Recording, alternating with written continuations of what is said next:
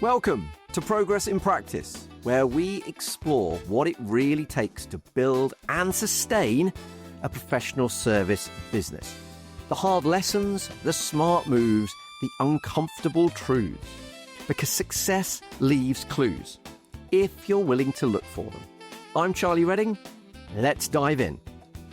So Lakhmi, welcome to the Progress in Practice podcast. Really looking forward to chatting. I know we've obviously met at different founders events along the way. So I'm really looking forward to finding out more about you and your business and the experience you've built up along your journey. But for those people that don't know you or anything about the 1-1-1 approach, so tell us what you do, how you help people, who you serve, and what makes you different. Okay, yeah, not a problem. Well, firstly, I always start and finish everything I do with gratitude. So thank you so much, Charlie, for having me on here. I really appreciate it. So hi to everyone listening. My name is Lakhmi. I'm also known as the 1 minute healer. Yes, I said healer. Don't worry, we'll get into that in a minute. The 1-1-1 approach is all about making wellness easy, adaptable, achievable for pretty much anyone in terms of people who are busy beings. I like saying busy beings who don't have time for wellness. So think busy professionals and busy moms or dads who have a lot going on. They know they need to do something for their wellness. I hear it all the time. I know I should meditate. I know I should go to the gym. I know I need to eat better. I know I need to take time out for myself and do self-care things, but I just don't have the time. So cue in me with the 1 minute healer. The 1-1-1 approach is, it stands for doing one thing at a time, taking 1 minute to do it properly and taking it one day at a time. And then you build upon that. So we always get a bit of overwhelm when we're trying to change everything in our lives at once.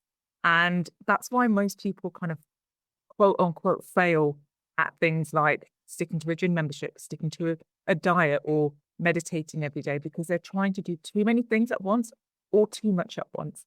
And that's where I can come in to help tailor a wellness schedule or routine that fits into their lifestyle. And I do that in a mixture of modalities. The main one being intuitive energy healing, which is a bit like Reiki. Have you heard of Reiki before? I have, yes. Yeah, I know. But maybe some listeners haven't, so please kind of explain it. So most people now have heard the term Reiki, which is great, and I'm loving that. But like 10 years ago, when I was talking about it, people would be looking at me as if I was talking a different language. But Reiki is basically an ancient Japanese form of energy healing. And it's based upon the fact that everything in the universe is made up of energy, like atoms vibrating. And ourselves, we've got electrical impulses. Our heart sends out neurons and chemical signals all over our body. So we are electrical beings, basically energetic beings. So energy can get blocked, like life happens and we have stresses, traumas, even physical injury. It means that the energy is blocked there.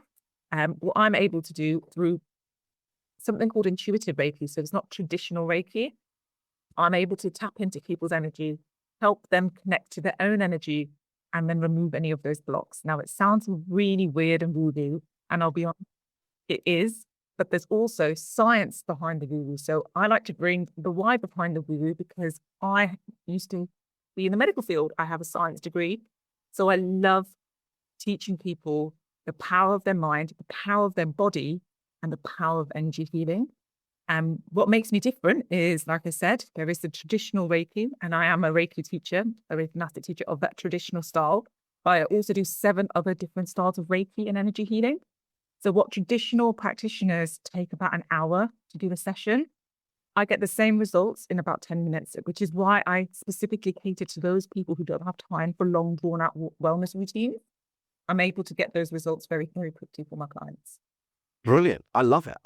And I suspect, given that your background is the sort of the medical science part, and now you've kind of transitioned into kind of almost the opposite end of the spectrum, but with that experience, what's the story that best explains why you do what you do?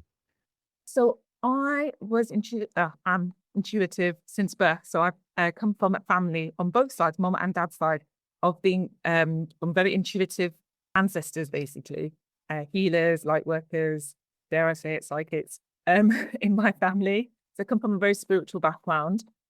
However, people are really surprised when I told them that I went through the majority of my life being a skeptic, because when I was younger, I would be able to feel people's energies very quickly, and I would see energies that weren't necessarily there for everyone. And so when I was growing up at school in the early 90s, I was already the token brown kid at school. I didn't want to be the token brown kid who also could pick up on people's energies. So I shut it down. And that's actually what made me go into science, because I was like, I like science. I can explain it. We can experiment with it. There's logic behind it. And then like I said, spent a large amount of my life being a very skeptical person about all this woo-woo stuff. And fast forward 10 years, well, rewind, I should say, 11 years ago, I had my first ever Reiki experience with my aunt in New Zealand, who was a Reiki master. And that was the thing that totally changed my mindset about things. And she started explaining the science behind it, because she was like, oh, you're a scientist. You should know about how energy flows through your body and how everything is made up of atoms that are vibrating, and everything's like a frequency. So that kind of brought me back around to I'll be honest again, I was quite still skeptical, because I was like, maybe it was a placebo effect.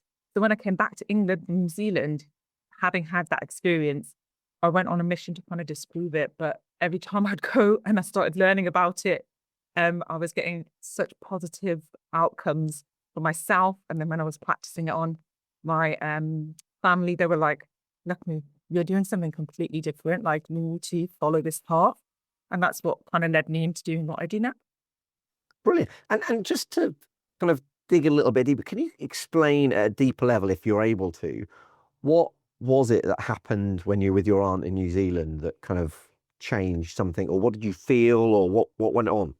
Okay, so a Reiki session is you're fully clothed and you either sit in a chair or you lie on a massage table. So it's like having a massage, but we keep your clothes on, and you can have hands on, so they gently pressure on different areas of your body, or you can hover your hands. And that's how I do my distant healing. So I have clients all over the world, and people are like, how do you do it without touching someone? I was like, energy can be transferred without physical touch. So at the point where I was like, WTF, what have you done to me? Was when my aunt had her hands hovering over my chest area, and my eyes were closed, but me being me, skeptical me, I kind of peered them, eyes them open just to see what's going on, because I could feel this heat in my chest. I'm like, what is she using? Like some kind of handle? She wasn't. She was just hovering her hands over me. And I genuinely saw a thick cloud of smoky grey smoke leave my chest. And I was like, what is going on? And instantly, when that got pulled from my chest, I felt I could breathe again. I was lighter. But I like to tell the story because I wasn't in any kind of pain or in a low state. I was newly single and I was living my best life. I think I was like 30. So I had just celebrated my 30th birthday. I wasn't looking for anything. My aunt was like, let me show you what I do. And I was like, go on then. I'm that kind of like, well, life's experiences, I don't really get it. A bit skeptical, but let's just try it. So I wasn't even there to be like, I want some healing. I was just like, let's just see what it's about. And then she was like, you've been carrying this heaviness in your chest for such a long time. I was like, is this how I'm supposed to feel? Because my body had got used to carrying that heaviness. It's a bit like chronic pain. After a while, your body just gets used to it because your body just has to carry on. It was the first time I'd actually my chest had felt open. I was like standing taller and I just felt lighter. I was like, this is madness. And that's kind of what got me down the rabbit hole. Amazing. All I can envisage, I'm sort of visualizing that scene in The Green Mile, where the sort of, I can't remember, it's a long time since I saw that film, where like the flies leaving like his body, isn't it? It's kind of, yeah, it's fascinating. Yeah, I genuinely was like, how did you do that? I hadn't been drinking. I don't do drugs. And I'm not like great. Like I'm not, I don't want to say this. I'm not crazy. I wasn't looking for it wasn't something that was like, oh, I really want this healing and I really want it to work. I was a bit like, oh, this is a bit weird, insane. And then, like I said, I came back to England and I went on a mission to disprove it because I genuinely thought, I was like, maybe I didn't want to be, disrespectful to my aunt to say, oh, it doesn't really work. I was like, let me just try it out for myself. So I experimented on myself. But that's what I get a lot of the time. A lot of people who are, I say to people, come with a healthy degree of success. It's okay. But you do need to be open-minded because, as you know, Charlie, the power of your mind and the power of your intention is everything. So if you decide that that's not going to work for you, there is such a thing called nocebo. There's placebo, but nocebo. Your mind is that powerful. It will be like, nope, not for me. So you're obviously very intuitive and connected to the energies. Actually, my wife had an interesting Reiki experience a few years ago, and she, I would say, is also like very much in tune with energies and people's emotions and those sorts of things. And she's actually always been reluctant to go back to Reiki since, because it was quite a deep moment for her. But where I am completely the opposite end of that scale, I don't feel the emotions or the empathy or the other, kind of those sorts of energies. Does this sort of thing tend to work for those people that, like I'm probably on the spectrum, I'm probably not kind of seeing what other people would see. Does it tend to work for those sorts of people as well? Yes, 100%. Because we all have energy in us and we all have that gut instinct. We have a sixth sense. We just call it different things. Some people call it your psyche. Some people call it your intuition. It could be your gut instinct. It's that inner knowing, that sixth sense. We just put a different label on it because it makes us feel a bit comfortable. But really, this is what I love teaching my clients as well. I love reconnecting them to their own energy so that they can feel more confident when they're making decisions in their life, in their business, in anything. Because what's happened is we started second guessing ourselves.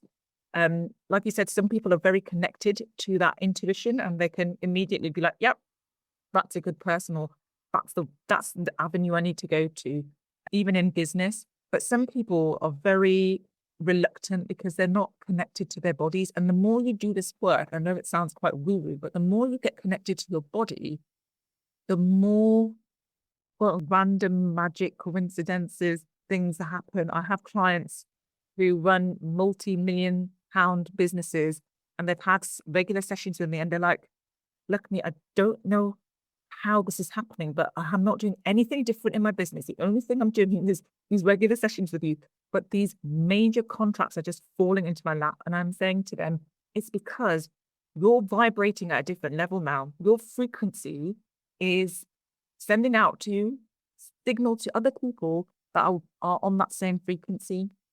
So Brilliant. You will naturally attract these kinds of situations, opportunities, clients, everything. It's all connected. So when you're working on one area, this is where we say the one-on-one approach. When you work solely on one area and we start regularly removing those limiting beliefs, energy blocks, and you start seeing and feeling more connected to yourself in that area, everything else starts to slot into place. Brilliant. I love it. I love it. So you obviously now been running this business for a while. If you could go back to your younger self, perhaps before you spent your time with your aunt in New Zealand, and give yourself one piece of advice, knowing what you know now, what would that advice be? Oh, I always about this bit because I'll quickly share a little story with you. The moment I realized that I was very different was when I was 3 years old and I went to a small private school in Birmingham. And so there was only like about 106 pupils in the whole school. And we were all in assembly together. Father Christmas, aka I think it was a gatekeeper at school, was dressed up. Mr. Kemp dressed up as Father Christmas, and we all lined up, sat on his lap, told Santa what he wanted for Christmas, and the teachers are all on stage. Everyone's going up. I want rollerblades. I want this. I want that. My turn. Sits down. Lakhmi sits down. Right, what do you want for Christmas, Lakhmi?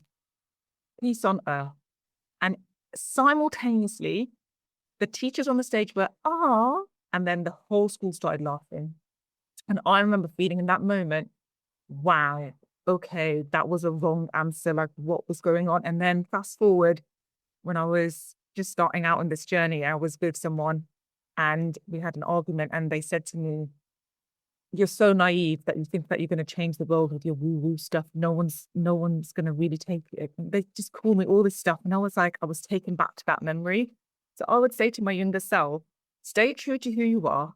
Don't try to change yourself, because that's what I tried to do. I shut off. I shut off from everything. I didn't want to be the weird kid.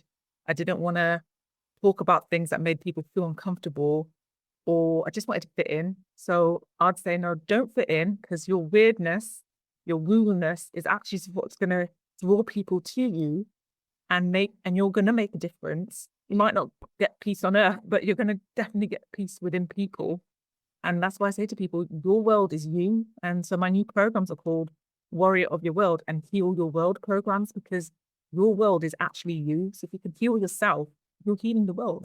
Beautiful. Love it. And it reminds me of a quote, which I think is from Andy Harrington, but whether it's originally from him, I'm not sure. But it's, why are you trying to fit in when you're born to stand out? And it's like, yeah, absolutely. I love it. And if you could only pass, and maybe this is the same answer, but if you could pass no money to your next generation, just one piece of wisdom or advice, what would that be? So I'm going to quote my one of my mentors, who I'm currently working with, the beautiful Holly Matthews. She says, be your weirdest self. And she actually goes into companies and talks about how to embrace your weirdest self.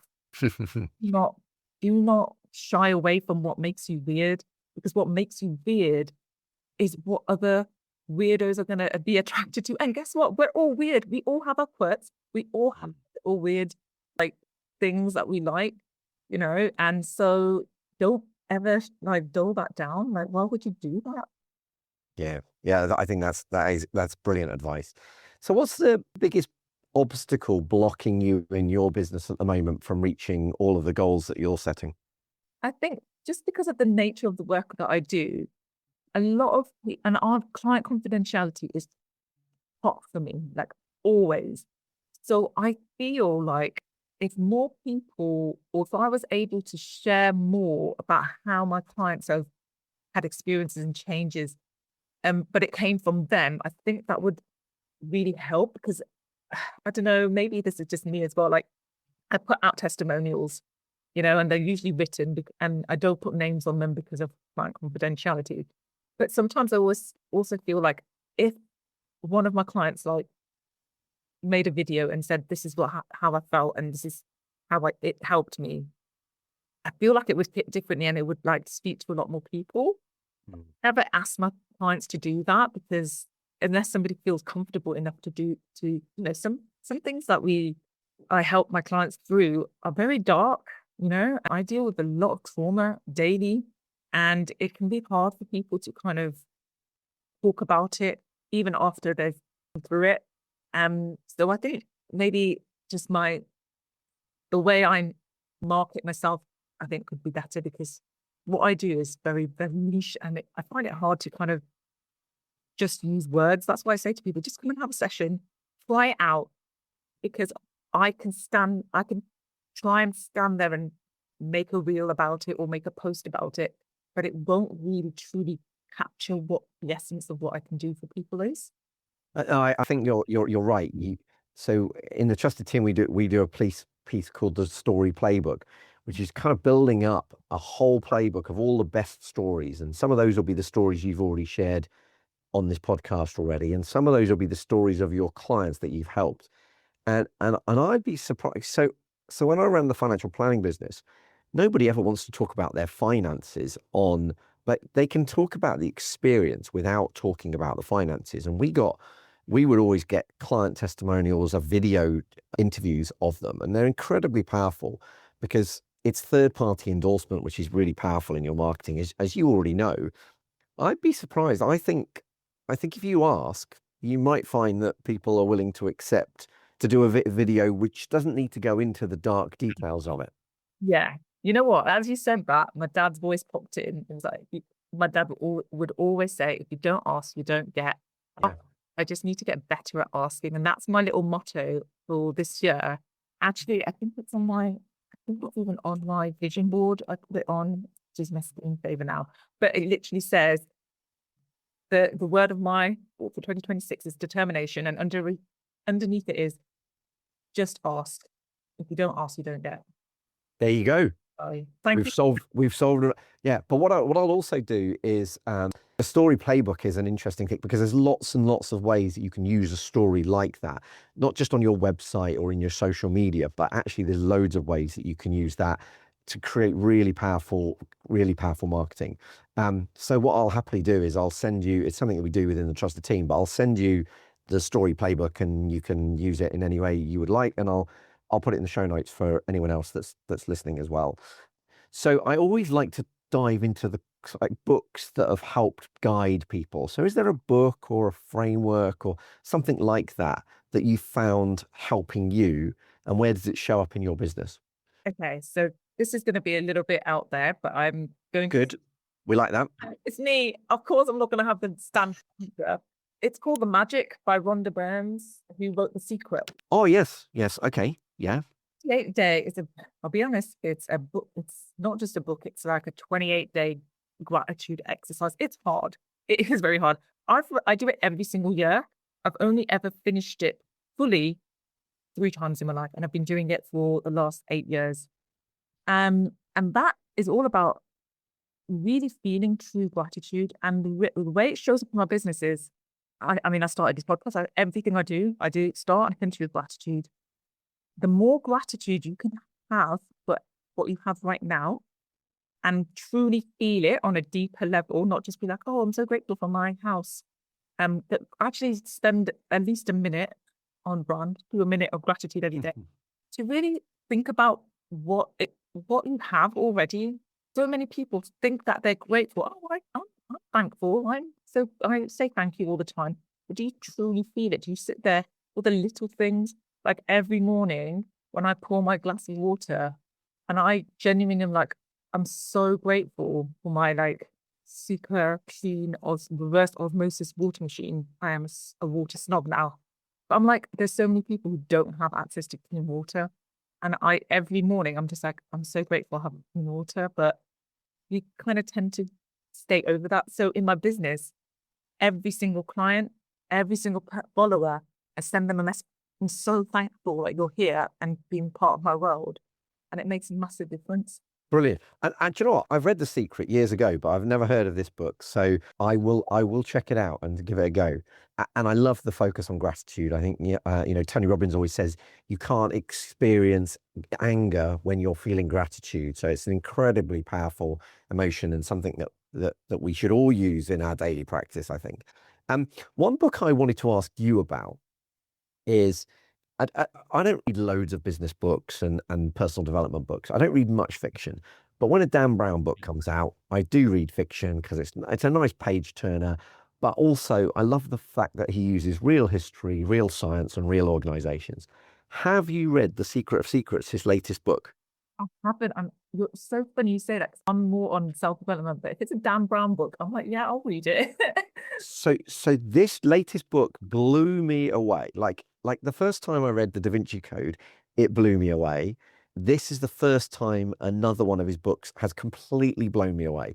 Probably even more so than Da Vinci Code, because it's all about the superconscious and it's about like, and I'm listening to what you're saying, going, oh, there's this, I'd love to know your. So once you've read the Secret of Secrets, firstly, I'd just really recommend it. It's great. It's a great book in terms of it's easy to read, but there's so much brilliant science, history, and real organizations in there that will just like blow your mind. I'd love to know what your thoughts are on it when you get there. I will. It'll be next on my reading list after my friend's book, who just gave me her latest copy of her fiction book. And I was like, this is great. But Excellent. can I quickly circle back to that gratitude? Because Yeah. I've read over Tony Robbins, because we've been to UPW a few times as well.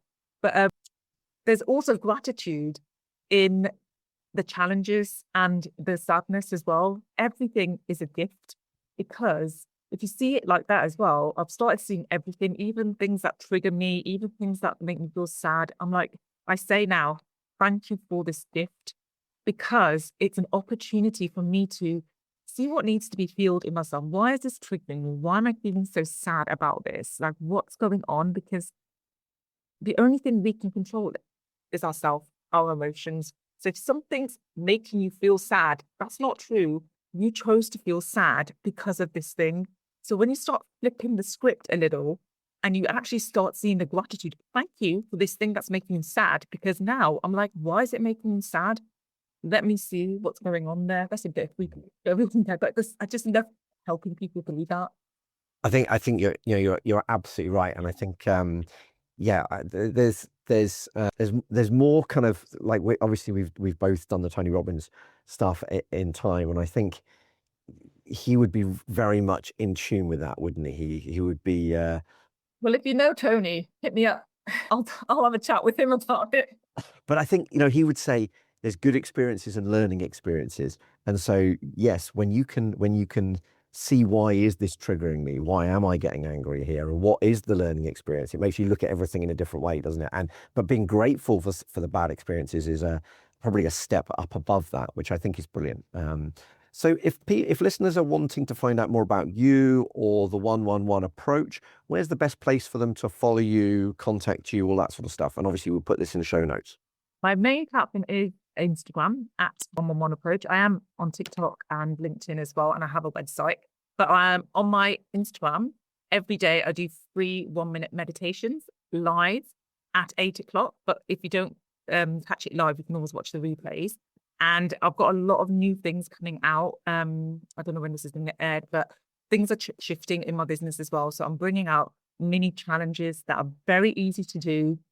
And they're going to be monthly, very low cost. I want people to experience this stuff and see how a couple of minutes a day can really shift just your mindset, your energy, everything in your life. And that sounds crazy, but guess what? I'm crazy and I'm here for it. I'm owning it. Brilliant. I love it. Lakhmi, it's been absolutely fantastic chatting to you. Really, really enjoyed the conversation. Loved hearing more about something that isn't, the typical topic we'll be talking about on this podcast. So thank you so much for coming on and for sharing openly everything that you've shared with us today. And just as a reminder, the Progress in Practice podcast is brought to you by the Trusted Team, which helps you build a saleable and scalable business. So for all of those you listening, please carry on making progress. It's just one step forward at a time. But Lakhmi, thank you so much again. It's been absolutely brilliant chatting to you. And I wish you every success in the future. Thank you so much. And Charlie, as a thank you for having me on, I would love to gift you a session as well, so you feel the energy for yourself as well. I will definitely take you up on that offer. That is very kind. I love that. And I'll be more than happy to feed back on how that goes. And assuming it goes well, I'll do the first video testimonial. Oh, thank you so much. Thank you. Brilliant. Thank you, Lakhmi. If this conversation resonated, you'll find more support, structure, and community inside the Trusted Team, where ambitious service-based founders come to build businesses that are scalable, saleable, and sustainable. You can find out more at thetrusted.team. And if you're enjoying Progress in Practice, please make sure you follow the show and leave a rating and review. It really helps more founders find these conversations and to bring you better and better guests. So until the next time, keep progressing.